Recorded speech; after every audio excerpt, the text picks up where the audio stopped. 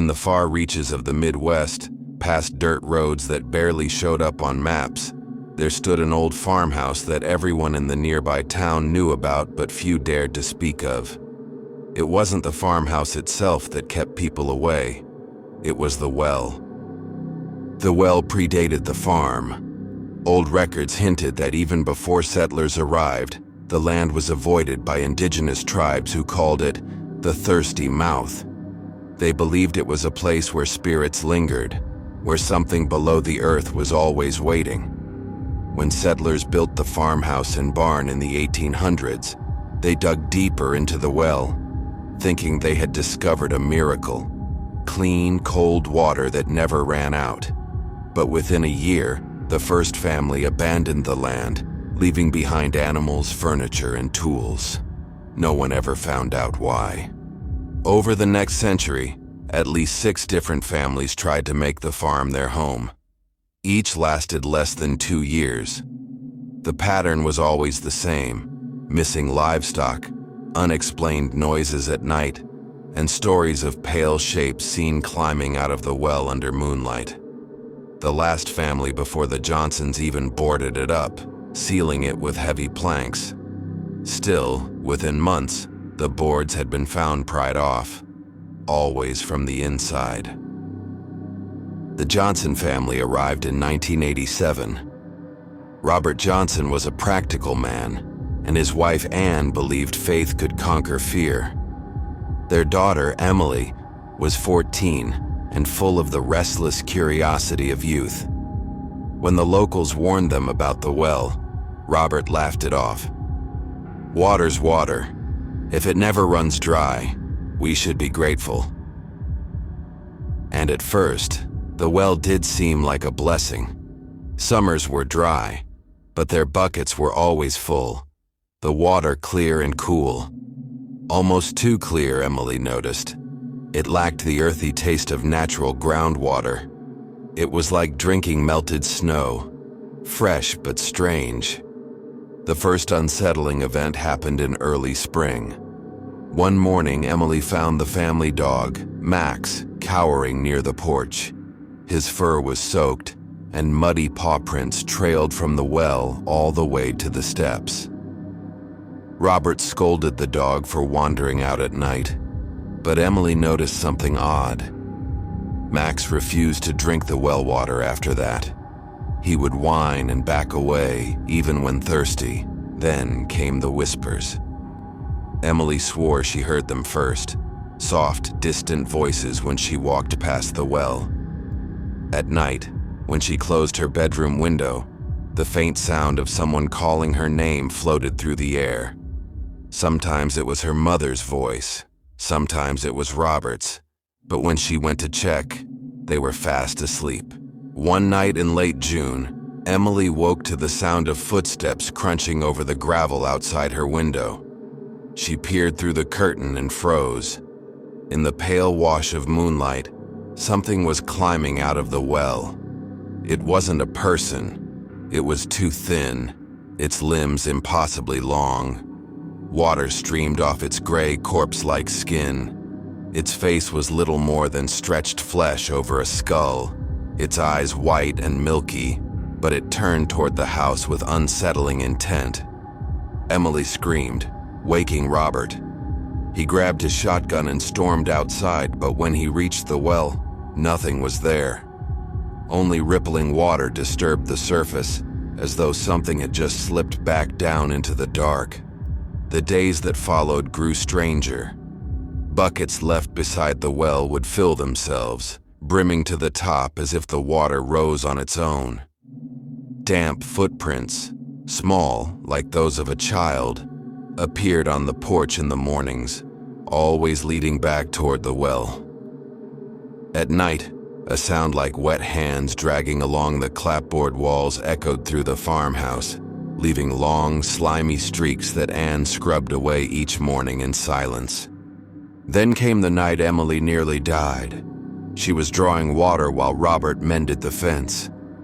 As she leaned over the well to dip the bucket, something cold and strong clamped around her wrist and yanked hard. She shrieked, her feet slipping on the stones. and felt herself being dragged toward the darkness below. Robert dropped his tools and sprinted over, grabbing her by the waist. Whatever had her refused to let go until Robert yanked with all his strength. When he pulled her free, Emily's wrist was bruised with perfect finger-shaped marks. But they weren't the size of a man's hand. They were small, delicate, like the hand of a child. That was the breaking point for Robert. He was no longer laughing off local stories. That night, he told Anne he was going down into the well himself. He believed there must be some kind of animal, maybe even a trespasser, hiding in a cavern below. Anne begged him not to, Emily cried, but Robert was stubborn. He lowered himself down the rope with a lantern tied to his belt and his rifle strapped across his back.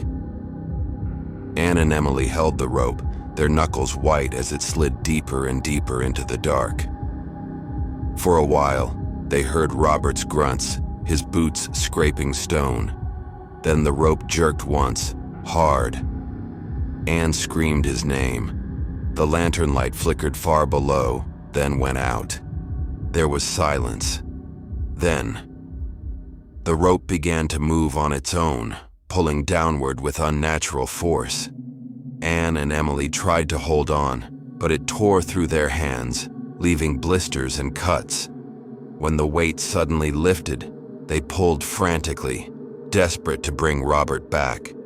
But the rope came up wet, frayed and shredded, chewed, it seemed, by dozens of tiny teeth. Robert never came back. Anne and Emily fled the farm that same night. They left with nothing but the clothes on their backs and never returned. The farmhouse stood abandoned for years after. The well, however, remained. Neighbors say it still hasn't gone dry. On quiet nights, those who pass claim they hear Robert's voice echoing faintly from the depths, pleading to be pulled out. The Carter family owned land that everyone in the neighboring town whispered about, but few dared to approach after sunset. From the highway, their farm looked ordinary, a weathered white house, a leaning red barn, and acres of tall, endless cornfields. But anyone who had driven past at night swore the fields didn't look right. The stalks always seemed too tall, too thick, and when the moonlight hit just right, the corn looked almost black. For generations, the Carters had prospered while other farms struggled. During droughts, when neighbors' crops shriveled to dust, the Carter fields remained lush and green. During floods, when the land was drowned in water, their rows stood strong. They never went without. And yet not one Carter ever explained how. When people asked, they just smiled tight and said, "Our land always provides." In the fall of 1993, Robert Carter's son Daniel began helping with the harvest. He was 17, restless, and tired of the whispers about his family. He wanted proof that there was nothing wrong with their farm, that the stories were just gossip. One afternoon, as he worked the fields alone, he sliced his palm on a husk while pulling back an ear of corn. He cursed under his breath and pressed the wound, blood dripping onto the soil. To his shock, the earth seemed to drink it in instantly. The dirt darkened, soaking it greedily, leaving no trace behind. When he shucked the ear of corn, he froze. The kernels weren't golden. They were deep, dark red, the exact color of the blood he had just spilled. That night, Daniel brought the ear into the house, laying it on the table in front of his father. "How do you explain this?" he demanded. Robert's weathered face paled. He muttered something about disease, about fungi that turned plants red, but his hands trembled as he spoke. His wife, Martha, wouldn't even look at the corn. She crossed herself and whispered, "Not again." Daniel's blood ran cold. "What do you mean, not again?" Neither of his parents answered. Robert grabbed the ear and threw it into the fire. The flames hissed, turning black smoke for a moment before settling. The days that followed only grew worse. As Daniel worked, he began noticing more strange things. The soil under certain rows was always damp, even on days with no rain. The air carried a coppery tang, like rust or iron. Sometimes, when he split open an ear, a warm spray of thick red liquid splattered across his hands. It stained his skin and clothes, and no matter how hard he scrubbed, the scent of blood lingered. At night, when the windows were open, Daniel swore he heard voices drifting from the corn. Whispers at first, then clearer. Laughter, weeping, calling his name. Once, he woke to find muddy footprints leading from the back door to the edge of the field. They were small, like those of children, but none of his siblings had left their beds. The harvest moon came at the end of October, and with it came the breaking point. The Carters lit their lanterns and walked into the fields as a family. Daniel carried a sickle, his father a scythe, his mother a basket.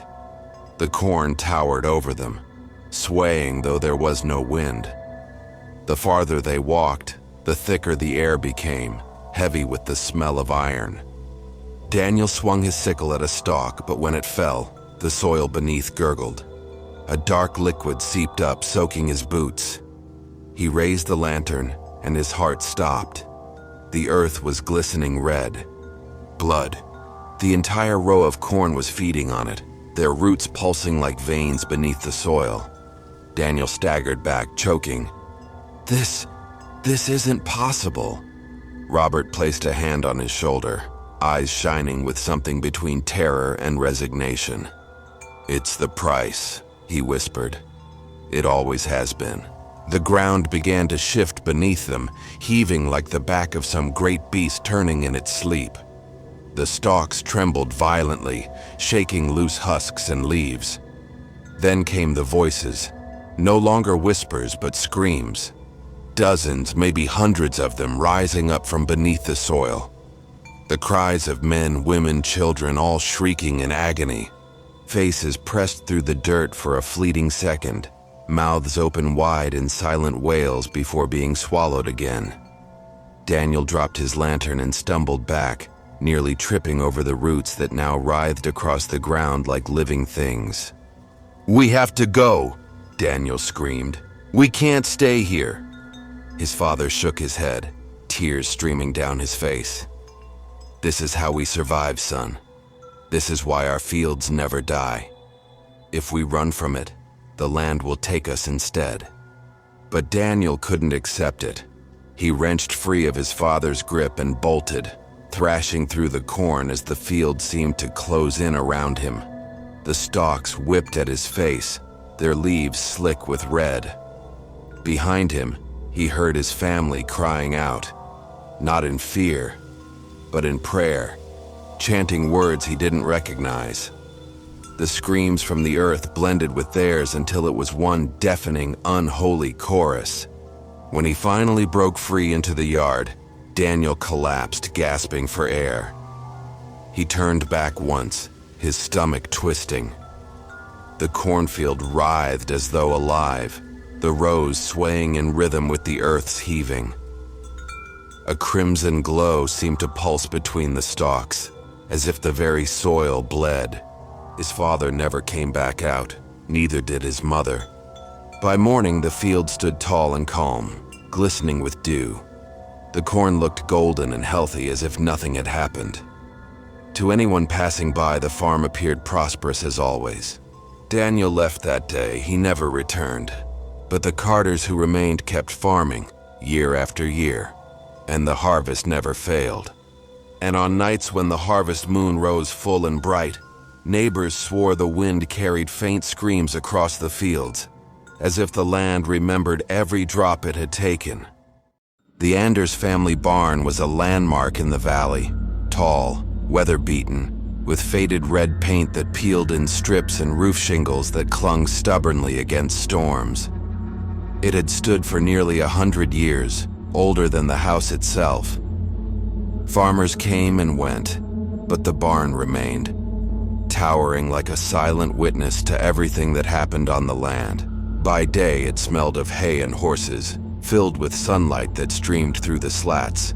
But by night, the barn changed. The air grew colder. The animals shifted nervously in their stalls, and the hayloft, the upper floor above the stables, took on a presence that everyone in the family tried not to talk about. Their grandfather, who had raised the barn with his own hands, used to warn them, "Don't climb up there after dark. The loft doesn't belong to us then." When he was alive, no one dared break that rule. But after his death, it became nothing more than an old story told at dinner tables. A superstition, something to laugh about when the lights were on. Until the summer of 1996, when 16-year-old Sarah Anders decided to test it. It was the last week of July, and the heat hung heavy in the air. Cicadas buzzed in the trees, and the horses in the stalls swished their tails restlessly. Sarah and her younger brother Mark had gone out to feed them just after dusk. Their father was mending tools in the shed, their mother cleaning up dinner dishes inside the house. Sarah was shoveling feed when she froze. Above them, faint but distinct, came the sound of footsteps. Not the scurry of mice, not the flutter of birds. These were heavy, deliberate steps shifting across the hayloft floorboards. Mark looked up, wide-eyed. "Someone's up there." Sarah narrowed her eyes. No one should be. She grabbed the lantern from the stall door, its flame flickering in the draft, and started toward the ladder. Mark's voice cracked. "Don't, Grandpa always said..." Sarah cut him off. "Grandpa's stories were just to scare kids." And with that, she climbed. The ladder creaked under her weight, each rung groaning as though protesting her decision. The lantern swung in her hand, throwing shadows that danced across the walls.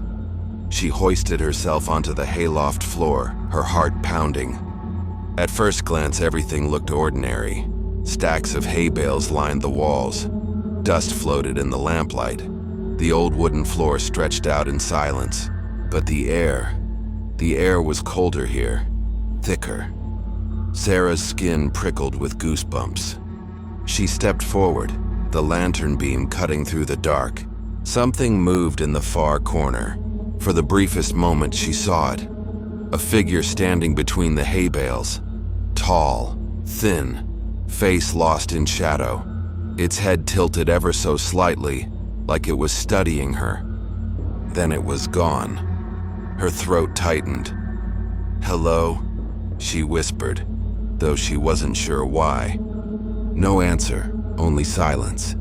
She turned toward the ladder and her stomach dropped. It wasn't there. Where the ladder should have been, hay bales were stacked high, blocking the way down. Panic surged through her veins.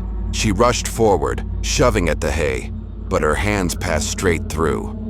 The bales weren't real. They dissolved into mist the moment she touched them, reforming when she pulled away. From below, Mark's voice rang out, distant, muffled. "Sarah, the ladder's right here." She spun back to the loft, trembling. The ladder was visible again, but it seemed farther away now, warped by the shadows stretching across the floor. That was when she noticed the shadow. It stretched across the loft floor, long and jagged, as though someone stood behind her, blocking the lantern. But when she whipped around, no one was there. The shadow moved on its own. It crept toward her, growing taller, sharper, its limbs elongating unnaturally. The lantern flame sputtered as though smothered by unseen breath. The shadow leaned across the boards until it touched her feet, and suddenly Sarah couldn't move. She tried to scream, but the sound caught in her throat. She felt pressure on her chest, like something invisible was leaning on her, pinning her down. The air grew icy, each breath painful, sharp. From below, Mark's voice grew frantic. "Sarah, jump, jump now!" With every ounce of strength she had, Sarah hurled herself off the loft. She hit the ground hard, pain exploding in her leg as she landed near the stalls. Mark grabbed her by the arm and pulled her toward the house, his face pale with terror. Their father burst in with a lantern, demanding answers. When he climbed the ladder to the loft, everything appeared normal. The ladder was steady, the hay bales stacked, but the floorboards told a different story. Charred black marks scorched the wood, forming a perfect circle in the center of the loft. The air smelled faintly of smoke and sulfur. Sarah sobbed as her father carried her out. She refused to set foot in the barn again. Years later, when the Anders family sold the farm, the new owners began renovations. They tore up the old hayloft boards, hoping to replace the rotted planks. What they found made them abandon the project entirely. The underside of the boards was covered in handprints, dozens of them, charred into the wood as though burned in from below. The prints were twisted, stretched, some small like children's, others impossibly large, and all of them pointed upward, toward the loft. The miller's farm sat on the edge of town, a patchwork of corn, wheat, and rolling pasture land that had been in the family for nearly 3 generations. But the heart of that farm was not the land itself. It was the old tractor. It was a hulking machine, painted green, though most of the color had long since flaked away to reveal dull steel beneath. Its tires were worn but unyielding, its engine louder than thunder when it turned over. It had been purchased in the 1940s by Henry Miller, the family patriarch, and for as long as anyone remembered, it had never broken down. While other farmers replaced their equipment every decade or so, Henry's tractor kept working. Through drought, flood, and storm, it pulled loads twice as heavy as its frame should have allowed. Built to last forever, Henry always said. But as time passed, neighbors whispered a different truth. Nothing built by human hands lasts forever, unless something else keeps it alive. Henry died in 1991. His son William inherited the farm, though he never cared much for the old tractor. He often joked about selling it to a collector or scrapping it entirely. Still, he never did. Deep down, he admitted to his daughter Claire that it unnerved him. "Some things," he muttered once, "just don't let go." Claire was 16 then, sharp-eyed and skeptical, raised on her father's realism rather than Henry's folklore.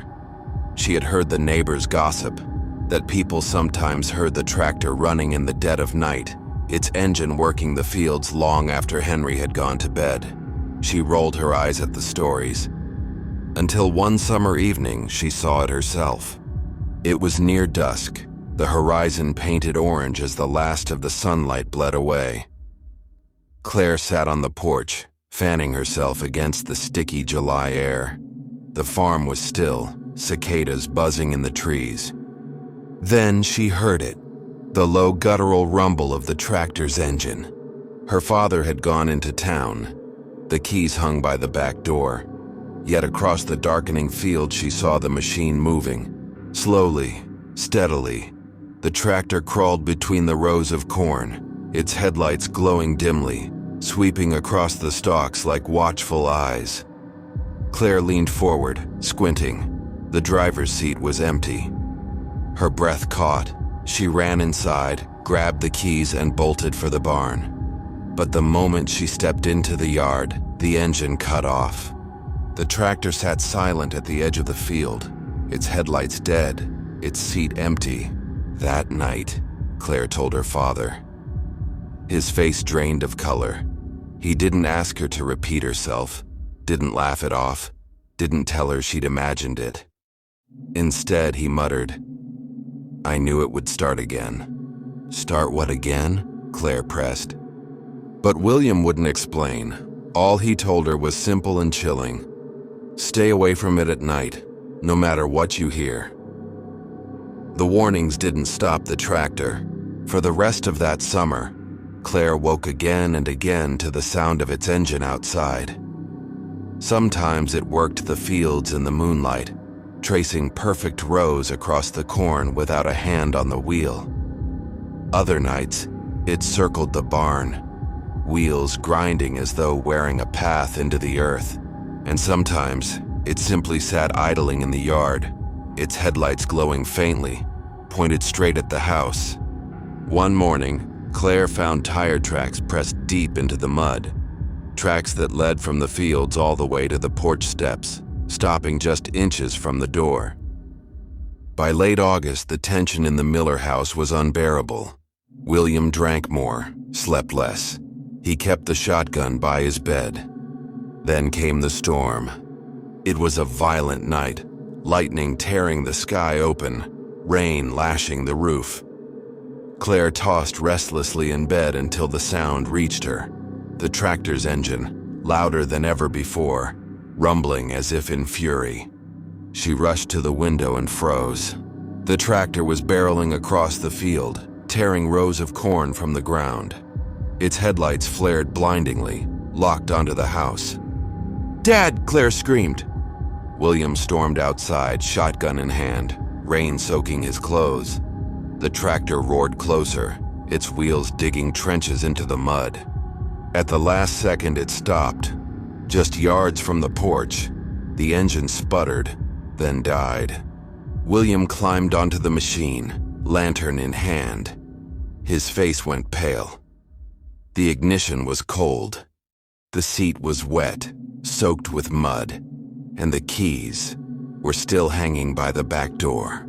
The next morning, William told Claire the truth.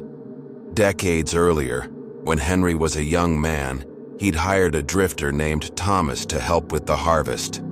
Thomas was strong, eager, but he and Henry had argued constantly. One night, while working late in the fields, Thomas disappeared. Henry told everyone it had been an accident, that Thomas slipped beneath the tractor's wheels, but no body was ever found. No funeral was ever held. Rumors spread that Henry had buried the truth as deeply as he buried the man. And soon after, the tractor began to change. "It's him," William said flatly. "It's Thomas. He never left." That night, Claire lay awake long after the lamps had gone out. Every creak of the house made her flinch. At midnight, the engine started again. This time it wasn't in the field. It was just beneath her window. The headlights stayed dark, but she could see the faint outline of the machine in the moonlight. And worse, she could see the driver's seat. A figure slumped there, shoulders hunched, mud dripping from its clothes. Its hands gripped the wheel with skeletal fingers. Slowly, its head lifted, and two pale, milky eyes met hers through the glass. The engine roared, rattling the panes. Claire screamed, and her father burst into the room, dragging her away. When they dared look again, the tractor was gone. Only deep tire tracks remained, circling the house like a predator pacing its prey. The Millers never sold the farm. They still work it, though they don't use the tractor anymore. It sits locked in the barn, rust spreading across its hood, though some say they still hear it running on certain nights. Neighbors claim that if you follow the sound of the engine across the valley, you'll find tracks pressed into the earth. Tracks that lead not through the fields, but straight toward the nearest house. And some say, if you wait long enough, you'll see the driver. A figure caked in mud, hands gripping the wheel, waiting for his chance to finish the harvest he never left behind. The Whitmore farm was one of the oldest in the valley. People came from miles away every autumn to buy apples from its sprawling orchard, and they swore no fruit tasted sweeter. The Whitmores thrived even when other farms struggled. Their trees never seemed to wither. Their harvests never failed. But prosperity came with rules. The orchard had 3 that were passed from father to son, mother to daughter. Never harvest after sundown. Never leave rotting fruit on the ground. And above all, if you see a crow in the orchard after dark, never ever go near it. Sam Whitmore grew up hearing these rules, but no one ever explained why. His grandfather would just say, "The trees remember," and change the subject. As a boy, Sam obeyed out of fear, but as a teenager, he grew restless. He hated superstitions. He wanted proof. And one autumn evening in 1988, when the orchard was heavy with fruit, he decided he'd had enough of old stories. That night, the sun had dipped low, the horizon glowing orange before fading to gray. The air was cool, carrying the damp smell of fallen leaves. Sam grabbed a basket and slipped into the orchard, ignoring the way the shadows stretched long across the rows. The orchard was different at night. By day it was warm and inviting, the air sweet with ripening apples. But after sundown, it seemed like another world entirely. The trunks rose like black pillars. The branches wove together above him like a cathedral roof, and the silence was so deep it pressed on his ears. He told himself it was just his imagination, just trees, just apples. Then came the first caw. Sam looked up. A single crow sat perched on the highest branch of the nearest tree, feathers gleaming faintly in the moonlight. It stared at him, head cocked unnaturally far to one side, eyes glinting with an eerie red hue. Sam frowned and threw a stick. "Shoo!" The crow didn't move. It cawed again, louder this time, and Sam flinched. But he bent and began picking apples anyway, tossing them into his basket. Only when he touched them did he notice something strange. They weren't bruised. They weren't spoiled. They were rotten, blackened through to the core, soft and oozing. When he dropped one, it split open, and instead of seeds, tiny black feathers spilled out, glistening wet in the lantern light. His stomach turned. The crow above screamed. More answered. Sam's blood ran cold as he lifted his lantern.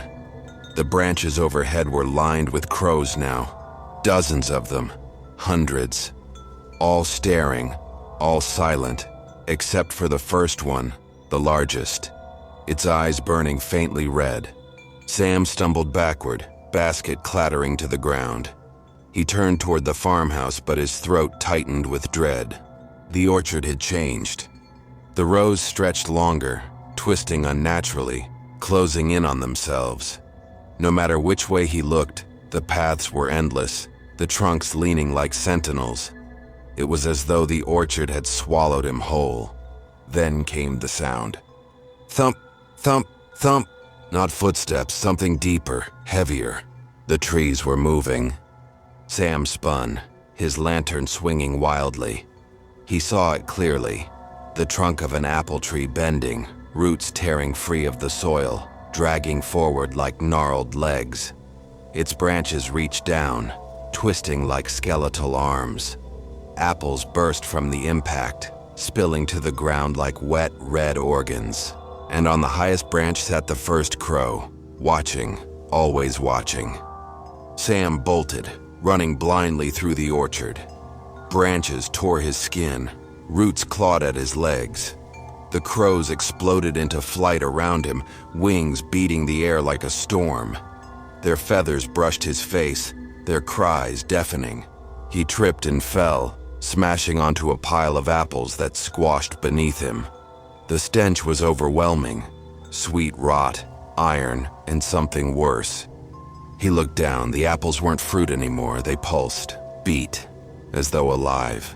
And inside the torn flesh of one, he saw a human eye staring back at him. Sam screamed and scrambled backward.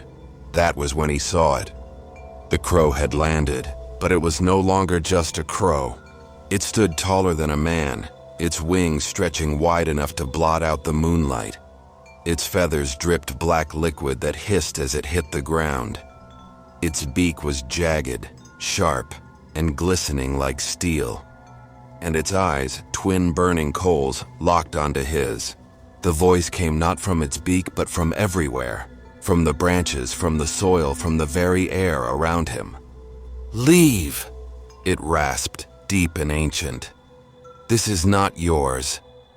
Sam bolted again, running without thought, without direction. His chest burned, his legs screamed, but he didn't stop until he burst from the orchard, collapsing in the yard just steps from the porch. His father rushed out with a lantern, pulling him inside as Sam babbled incoherently about crows, trees, and eyes and apples. William Whitmore stormed into the orchard with the shotgun, but when he entered, it was silent. The trees swayed gently in the night air. No crows, no movement, just a scattering of apples on the ground. By dawn, the orchard looked as normal as ever, but near the edge, William found something that made his blood run cold. Dozens of apples split open in the dirt, and in every one, instead of seeds, were small black feathers slick with blood. Sam never entered the orchard again. He refused to go near it, refused even to eat the fruit. The Whitmores never broke the rules after that. They harvested only by day. They cleared every rotten apple, and they never ever looked for crows after dark. But neighbors whisper that the Whitmore orchard is cursed. Some say they've seen a lone crow perched on the highest branch at night, its eyes glowing red, staring at the farmhouse. Others claim the wind in the orchard sometimes sounds like words, low, drawn out, almost human. And if you dare to stand in those rows past midnight, you might hear the trees whisper the same warning Sam did that night. This is not yours. You've just crossed the boundary between reality and the unknown. If you felt the fear tonight, make sure to subscribe before you leave, because on this channel every story is just the beginning. New nightmares arrive every few nights, each one darker than the last. Until then, keep your lights low, your doors locked, and your mind open. You are now part of the fear-bound family.